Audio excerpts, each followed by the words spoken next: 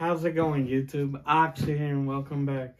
So, got another pickups unboxing video here. Games, I like them. And here we have 18 total. 8, I guess just picked up, and then 10 as an unboxing that I ordered. Almost an even split, just one off. But yeah, 18 games.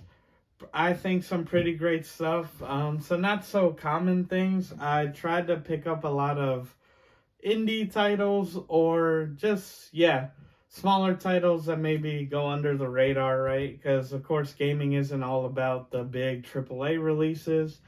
I think, maybe a lot of you, AAA gaming isn't what it used to be. Like, I enjoy it still.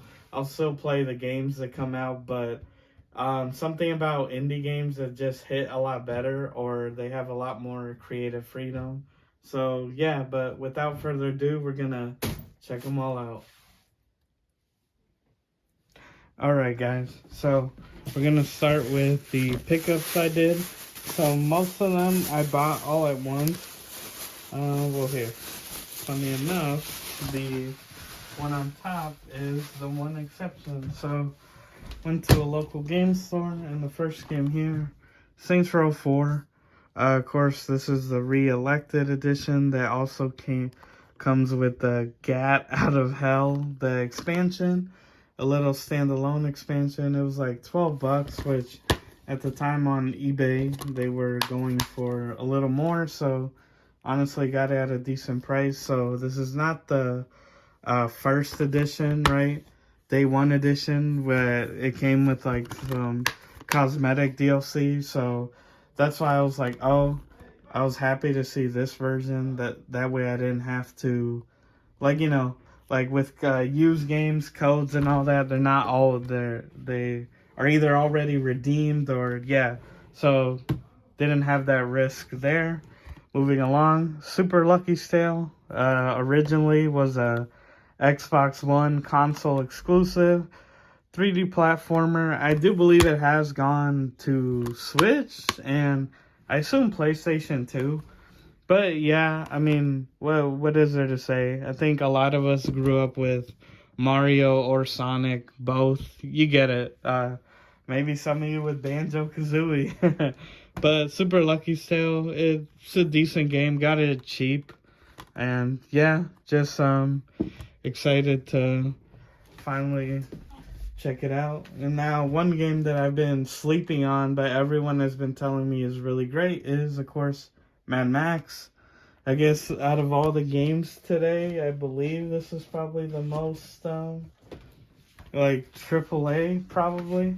We'll see, I might be wrong, but yeah, Mad Max, got it for cheap. Loved Fury Road, the recent movie that had come out. This is done by Avalanche, the same people that they are the creators of the Just Cause series, but most recently they had collaborated with id Software on Rage 2. Underrated. Really like that game. It's a fun, like, little open world single player game. A lot of fun. Check it out. It's got like the gunplay, some of the movement of like Doom, but the open world of like an Avalanche game. And we're still waiting on that Contraband, I believe the title, which was Avalanche Studios Xbox Series exclusive title.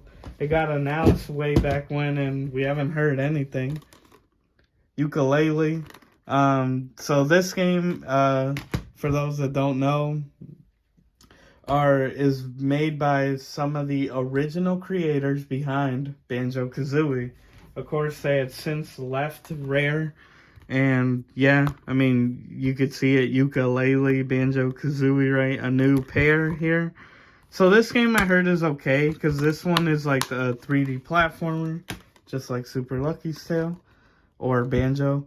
And I know the sequel, The Impossible Lair, took it to a more Donkey Kong Country, like 2D, and that one was received better. But again, pretty sure I got this game for like $5. I mean, it doesn't hurt. Like, literally, it pays for itself and the time I'll have to enjoy it.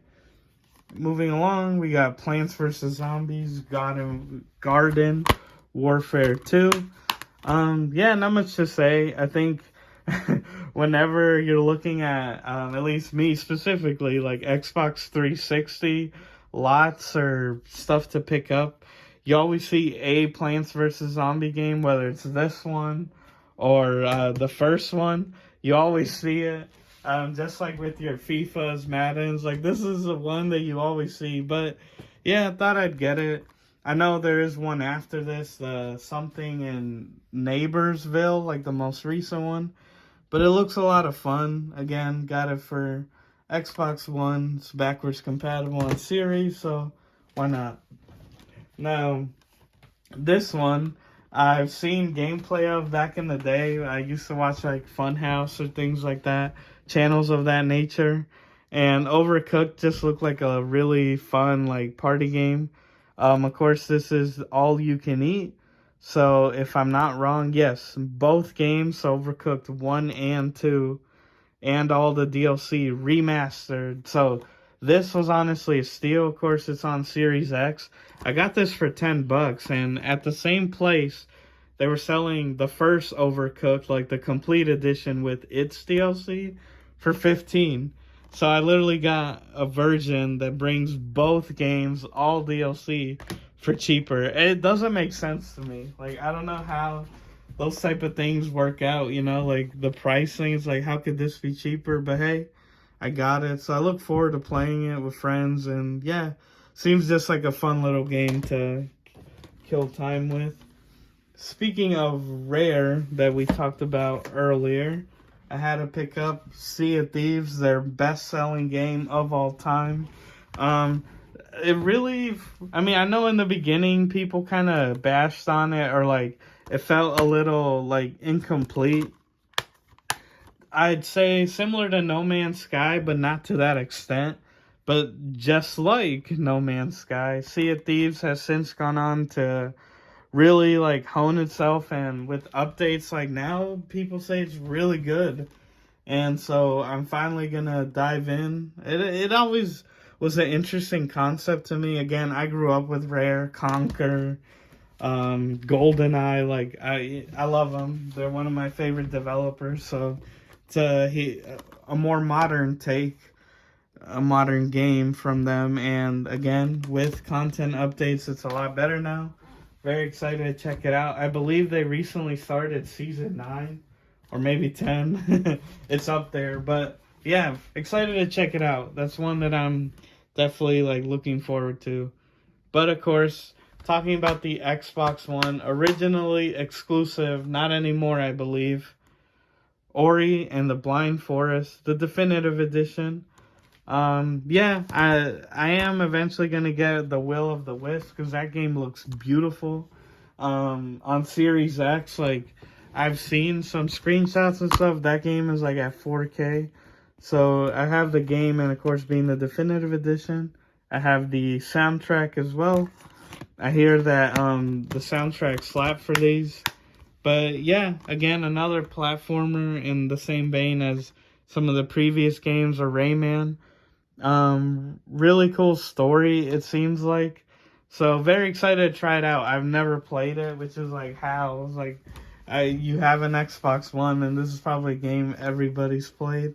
But I finally own it, and yeah, originally exclusive, not anymore. I'm pretty sure it's been ported to Switch and stuff. So very cool game there. Let me get these out the way. And so normally, I know I like to unbox these in a sequential order, like a gradual, but honestly, I'm gonna do it random, so we'll see what we get. Some cool stuff though. Oh wow, I've already first game off the bat, we have Blasphemous, the Deluxe edition. Very excited they put this on a physical on Xbox, because this is the type of game that you'd see Limited Run do, and of course they don't do Xbox, because I always found it weird, but then I finally found out why. It's because PlayStation and Nintendo, they don't have a limit to like how a minimum requirement for physical copies of a game. So Limited Run will usually do like 5,000 or like 10,000 the most, I think. whereas Xbox, or Microsoft more specifically, requires a minimum of 20,000. So that's why you never see Xbox versions. But then I didn't read the article, but I saw something very recently, like I believe like literally a month ago, where Xbox was saying they're gonna help a lot of indie devs get their games out physically. So hopefully they get rid of that requirement so we could start seeing limited run, or not exactly them, but other indie titles come out physically on Xbox. But yeah, Blasphemous, of course, Metroidvania, but got that like Dark Soulsy feel, like pretty hard. Got the deluxe edition, so I believe this comes with like a poster and stuff. But yeah, sealed. Well worth it. Very excited to try it out. It's a game I followed early on, but then, with time passing, you just forget about them. But here, what do we have here? Oh yeah, this is the awesome thing too. So here I have Unravel, the Yarny bundle, which of course is the first and second game. So you might notice there Peggy, which to my non-North America viewers is like, I believe, a European rating. And you might be like, oh, I got scammed. No. So I found out that the Xbox Series is region free. So back in the day, for those that don't know, like on the 360, the original Xbox, games in the past, they were region locked. So if you had an American system, it could only play American games. So if you had a Japanese game, you had to have a Japanese console, etc. You get it. But the Series X, and I'm assuming by association Xbox One, is not. They're region free, so you could literally have, like, again, a Peggy title here and play it on my North American Series X. Which I did my research on it, and everywhere I saw was like, yeah, it is. It's region free. It works. Because I know Unravel came out physically on Xbox One here in North America. There's like a collector's edition. 2, I don't believe so. And then this bundle, at least, correct me if I'm wrong, but every time I looked at eBay anywhere, I only saw a Peggy. So it seemed like this was not a North American release. But I have it. Because again, just like Blasphemous, Unravel is a game that looks really cool, like the art style. And of course, the second one being co-op, I was like, oh, this would be a perfect game. Similar like Cuphead, just something you play with a friend. But yeah, just excited to have it. My first international game, if you will. And if it works, which it should, a lot of international games be cheaper. So I can start buying games that I want and pay like a fraction of the price. So moving along here, we have Tales of Vesperia, the definitive edition. If I'm not wrong, this game was originally exclusive, I believe, to the Xbox 360. It's a Tales of game, which is like a JRPG, a series. And Vesperia was usually highly regarded as like a really good one. Like a good storyline, good characters. And yeah, originally Xbox exclusive. I do believe then it got ported to PS4 first as the definitive edition, but to honor the whole anniversary, of course 10th anniversary, we got it here on Xbox. So excited to try it out. JRPGs usually have a good story, good soundtrack, so pretty cool. I do believe I do own it on 360. But hey, I mean, why not have it on where it's more accessible and in HD, higher quality. So yeah, Tales of Vesperia.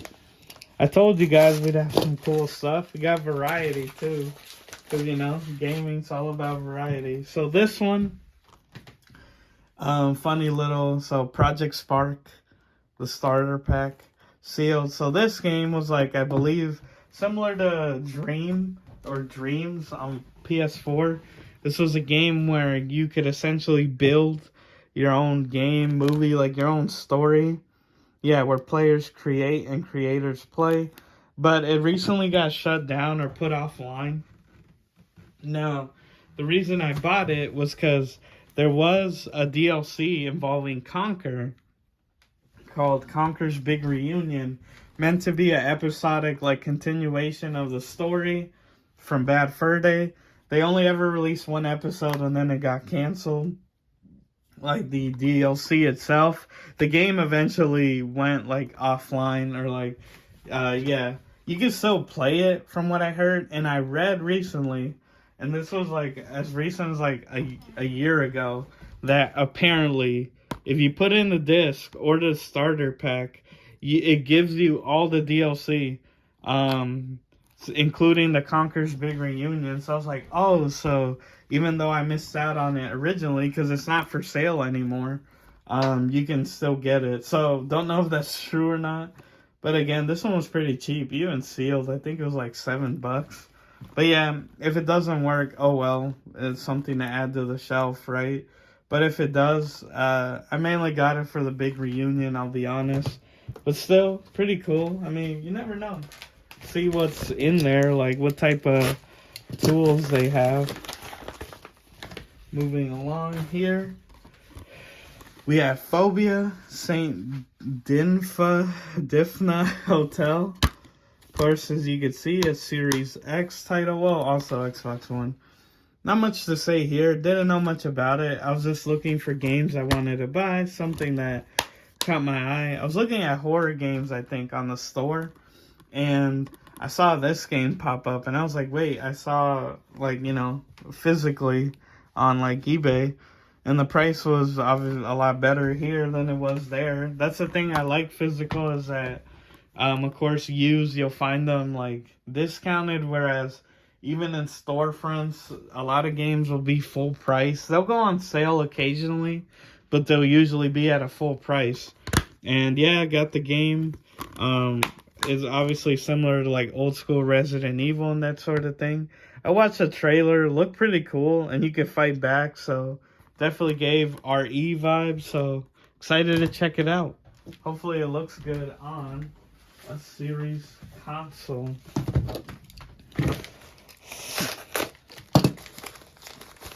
Oh wow, they really packed this one good. I mean, can't complain, ultimately. I mean, hey, make sure it comes in one piece.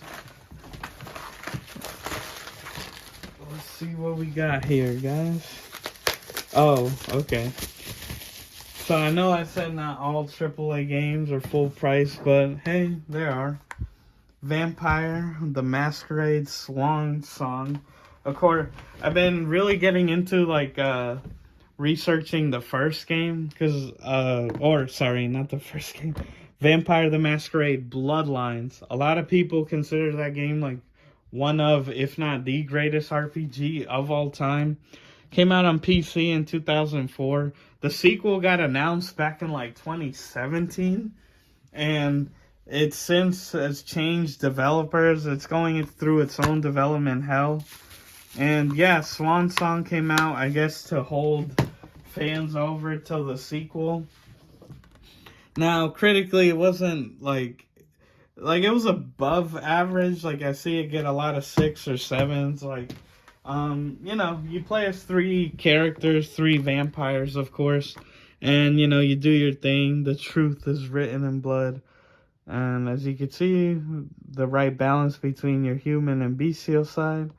And a story where you decide the fate of Boston. So, it seemed interesting enough. Think of it like those Sherlock Holmes games or like a Call of Cthulhu, right? Like, I enjoy those. Like, tell a decent story or have a good atmosphere, and I'm in. And I got it really cheap. I think it was like $12. Whereas, of course, brand new, as you see, it's a Series X title. These would be like 60, so why not? I love the color, though. I will say that's I don't know, I really like it, just the whole color scheme with the green and everything. Looking forward to the sequel, and with the whole Activision Blizzard merger with Microsoft, if it goes through, which it probably will, Activision published the first game. So I know the studio who I think, I don't know if it's Sinai, if it's one of these, but there's So, Vampire the Masquerade is part of the World of Darkness universe, which is like a tabletop role-playing game similar to Dungeons and Dragons. And the studio bought them. Like, they completely own them. They own the rights. And, yeah, but they can't re-release it because Activision has the rights to the first game, which Microsoft will own them, potentially bring it on consoles, get a re-release, get it on Xbox. Now, would they make it exclusive? Hey, that'd be crazy, but I'd love for them to do that. So Activision, Microsoft, get on that. Here we have Severed Steel, retro boomer shooter, stylish combat, a unique fighter, dynamic AI. So I love channels like Civi 11 or G-Man Lives. They review a lot of first-person shooters, retro, modern, and G-Man did a video back in, I think, like 2021, covering this game. I had seen it before, and of course I came across it, was like, a physical on Xbox, and yeah, it's like, think of a John Woo movie with like the bullet time of fear. Like, oh, this game looks so much fun, looks amazing. Very excited to try it out. Probably the one I'm gonna pop in first. Like, seriously, Severed Steel, go look at gameplay. It looks fun. Again, didn't pay too much for it. It was used, so got it at a good price, but very excited to add that into the collection. And we're winding down here at our last couple games. Where here we have Risk of Rain 2. Well, 1 and 2. Again, physical copy, brand new. It was only $8. Some guy was selling it. Again, like Overcooked, I had mentioned, I would watch channels like Funhouse. And I specifically remember this game because it's like I believe a roguelike or that sort of thing. Yeah, where like you run around like a planet and like I think it's either waves or you just shoot up like monsters, but it can get really hectic. It looks a lot of fun.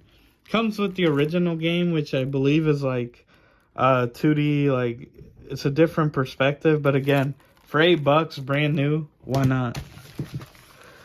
And our penultimate game here.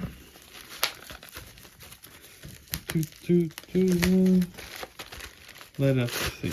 Oh, okay, so I guess I was in a vampire theme, because of course we have Vampire, if you want to pronounce it like that.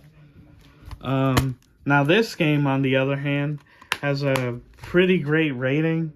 Similarly to like the Swan Song, you take control of a vampire, Dr. Jonathan Reed, and it's like you're in London, yeah, early 1900s, and essentially I believe it's like something about the town, but your choices matter, so who you kill, like, it'll completely cut off quests.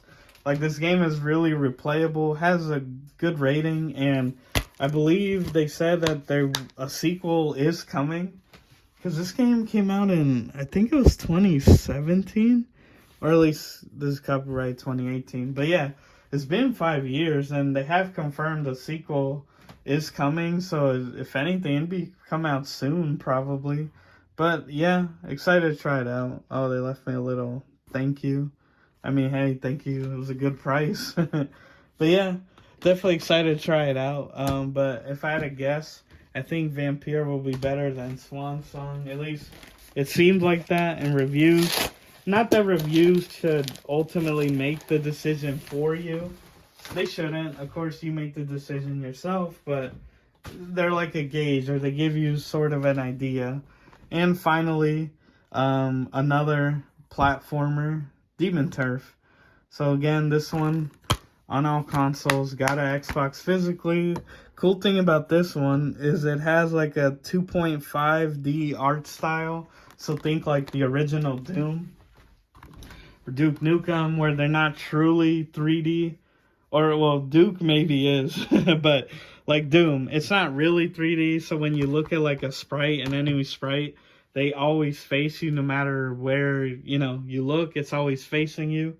Yeah, so it's like a 2.5D, like I believe sprites, like the enemies, but in a 3D world. So it's like a mix of styles, and this game has really great reviews. I believe there was a sequel.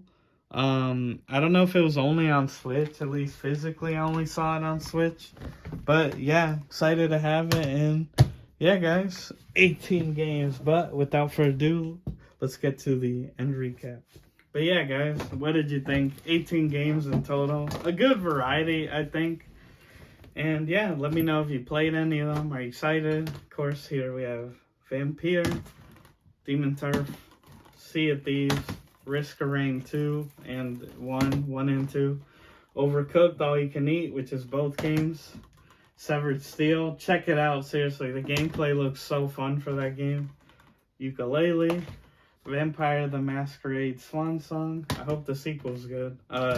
Bloodlines 2. It's in the same universe. Super Lucky's Tale. Phobia Saint Difna Hotel. I hope I'm pronouncing that right. Ori and the Blind Forest. Project Spark. I hope that works about like you get all the DLC. I really want to play the Conker's Big Reunion. Plants vs. Zombies Garden Warfare 2. Tales of Vesperia, Mad Max, Unravel 1 and 2, and hopefully it works. It says the Series X is region free. Saints Row 4 with its expansion, and Blasphemous. So, yeah guys, 18 games here. What do you think? Let me know down in the comments below. But, yeah, that's the video. I hope you enjoyed. I make new content every Tuesday and Saturday, so please be sure to like, share, subscribe, hit the notification bell, all that good jazz. And as always, everyone, I've been your host, Oxy. Take care, and I'll see you next time.